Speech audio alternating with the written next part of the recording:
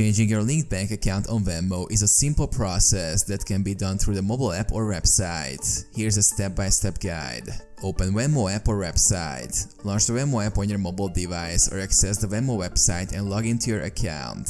Access settings. Navigate to the settings menu within the Venmo app or website. This is usually represented by an icon or option in the apps menu or at the top right corner of the website. Select banks and cards. In the settings menu, locate the option labeled banks and cards or something similar.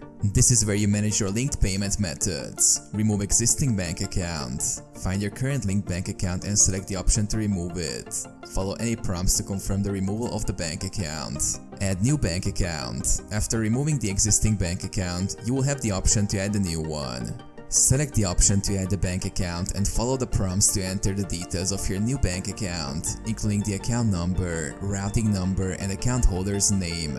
Verify new bank account. Venmo may require you to verify ownership of the new bank account. This can typically be done through instant verification or by confirming micro deposits. Confirmation. Once the new bank account is added and verified, you will receive confirmation from Venmo, and the new bank account will be linked to your account for transactions.